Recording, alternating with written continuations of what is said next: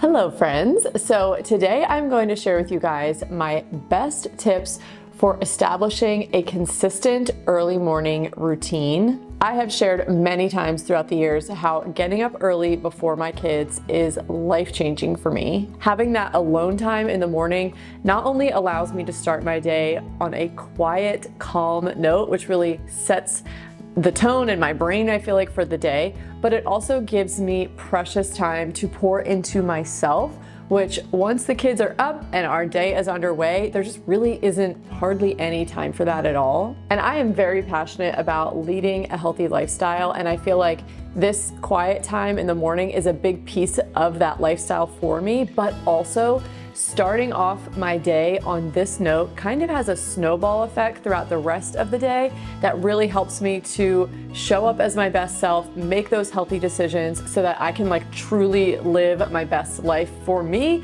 but also, for my family as well. And if you're listening to this and you're like, yeah, that all sounds great, but I cannot get out of bed in the morning, I have some tips for you that I hope will completely change the game and make this something that is not only attainable for you, but sustainable for you, and then you'll be able to see just how magic it really is. Okay, so establishing a consistent early morning routine actually does not start in the morning. It starts with the night before. Having a good bedtime routine that promotes restful, deep sleep is like the layup to your successful early morning routine. I have shared this before, but in the last several months, I have had, I would consider a revelation when it comes to how I lead up to bedtime and just how much it has completely changed my sleep.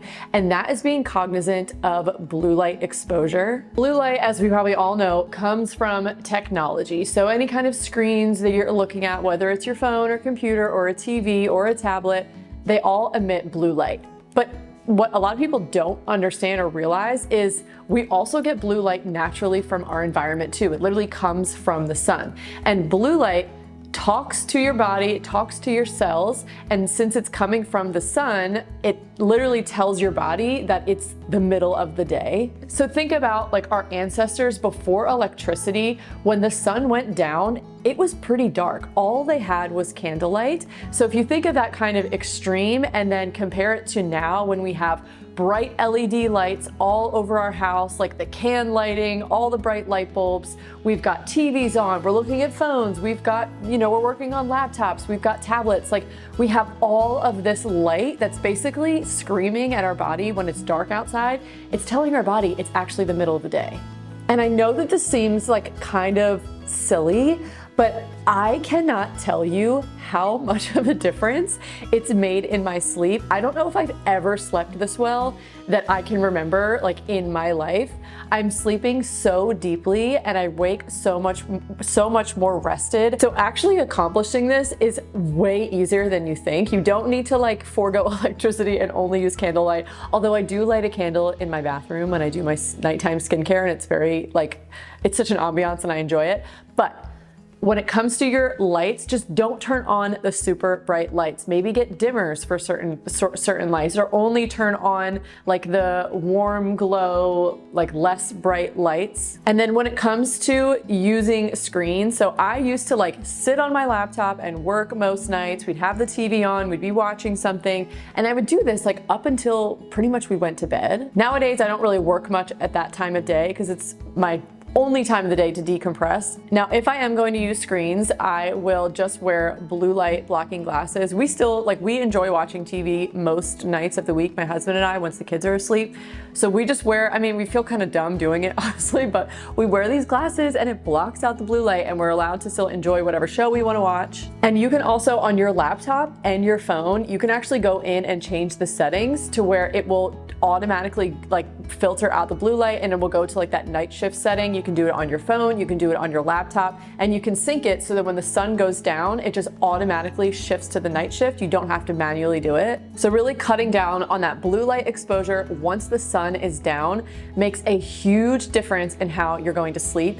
But you also have to think about, if you are going to be waking up earlier, you are going to have to move your bedtime earlier. For me, this one was very tough because my night routine had been so ingrained and I had had a certain amount of time after the kids went down to decompress, and I ended up having to shorten that time. But I have learned that getting up early is so worth having a little bit less time at night to decompress. It's kind of like having your decompress time at night and then also that decompress time in the morning, which just starts your day off on such a better foot. The more you are filtering out that nighttime blue light, the more you are going to bed and waking at the same time, the more you're going to be honing in your circadian rhythm, and the easier this is going to get.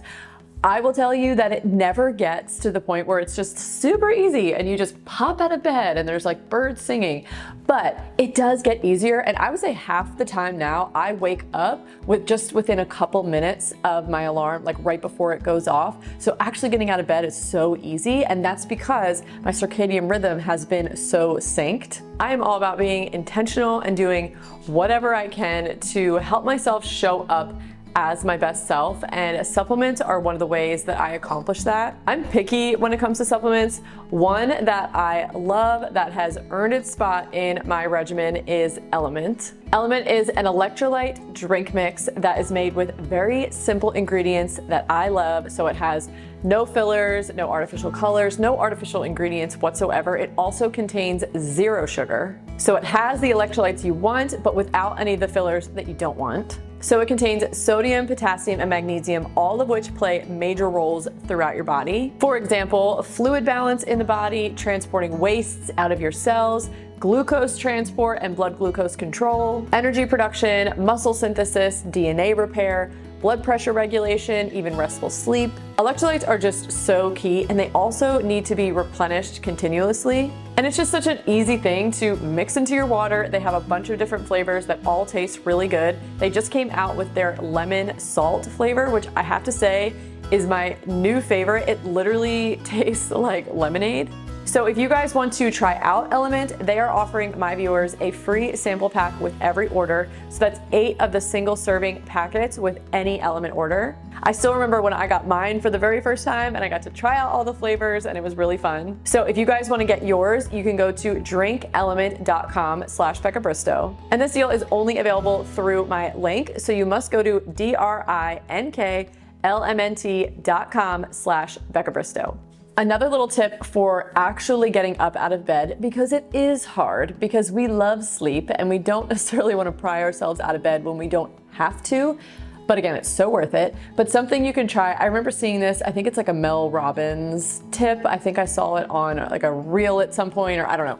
But it's just like the 5, 4, 3, 2, 1 method. So when she wakes up in the morning, she gets up early, and immediately your brain, like the first thought is that you want to go back to bed. Like your brain automatically starts negotiating how we can stay in bed longer. It's actually funny when you really pay attention to it, because it does happen every day. And you're like, really? But she has this 5, 4, 3, 2, 1 tip, where basically as soon as your alarm goes off and those thoughts start to come through, you just say in your head, 5, 4, 3, 2, 1. And it just kind of redirects your thoughts away from that thought pattern, and it allows you to actually focus on what you want to do, which is getting up out of bed. The next thing is design a morning routine that you are actually excited to get up for and enjoy throughout the routine. And this might take some trial and error to figure out what exactly you want to do during this time and in what order works the best.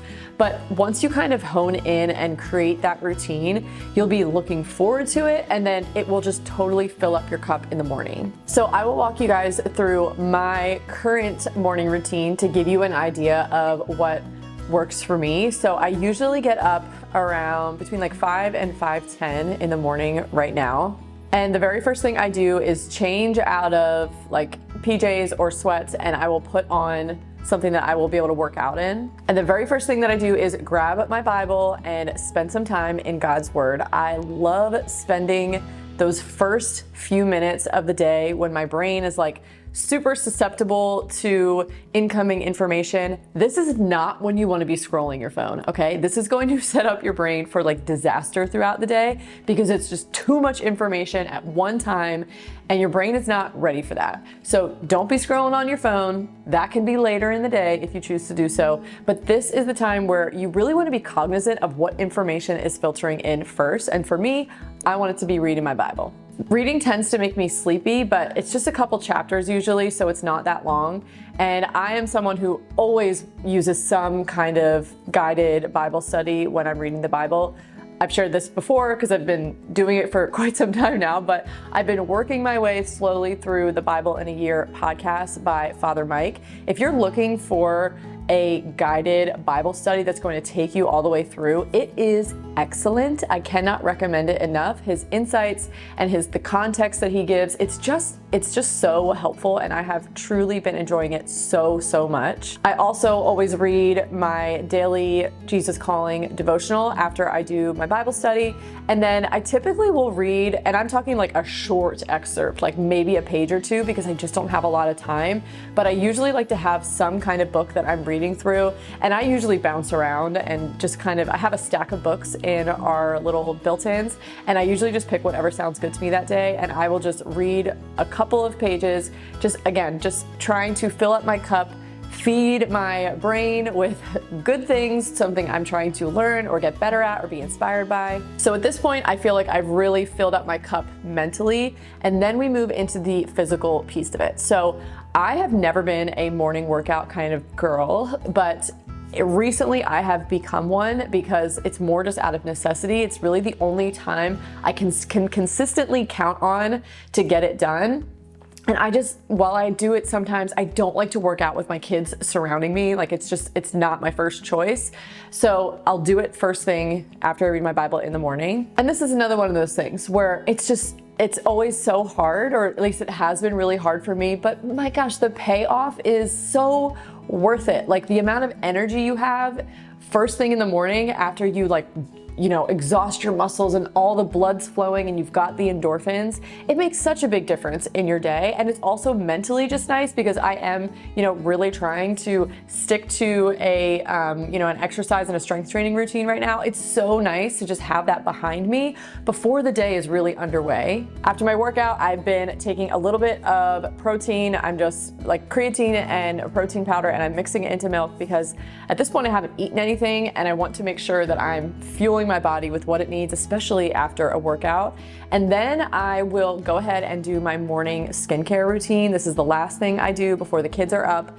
And I love just being able to do this, again, alone, in the quiet.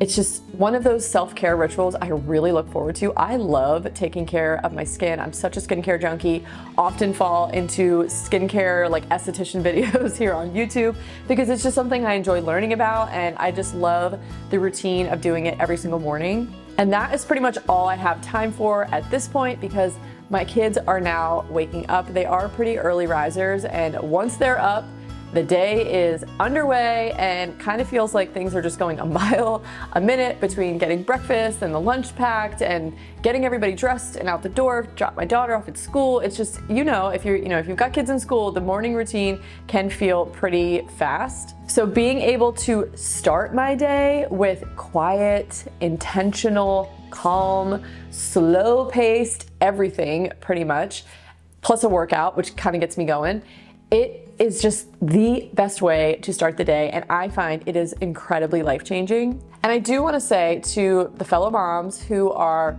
pregnant right now, or you've got a baby who's waking to eat in the middle of the night, this is hard and not something that I put a whole lot of pressure on myself when I'm in those seasons. I have friends who can get up no problem throughout their whole pregnancy, still get up early. That was never me. Wish it was, it wasn't, and it's okay.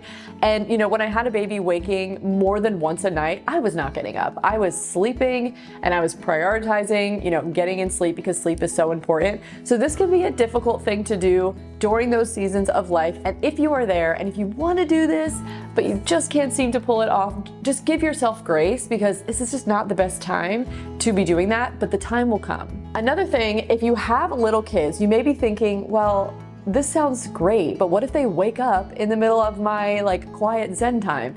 So I have some tips for that too. This tends to be the biggest objection I usually hear. It's well, it just stresses me out more because I'm supposed to be having this quiet time, and then, you know, I'm up, so now the kids are up early because they hear me, and it just ruins everything. But okay, so this is what I do. My 3 older kids all have what we call a green light. It's a little alarm clock, and I'm sure you've seen these, and if you haven't, they're pretty amazing. And you set the alarm clock to turn a green light on when it is time for them to wake. So we have one in the girls' room, we have one in my son's room, and they're set for, I think it's like 6:25. So at 6:25, the green light goes on, and that means they're allowed to get out of bed, come out of their rooms, and come downstairs. The vast majority of the time, they are up before that green light comes on, but they know to just stay in their rooms. So it allows me that consistency of knowing, like, I have at least till 6:25, because it is hard when you wake up and you're making the effort to get up early and you don't know when you're going to, like, you don't know when it's going to come to an end, you don't know how much you're going to be able to get done. That is stressful,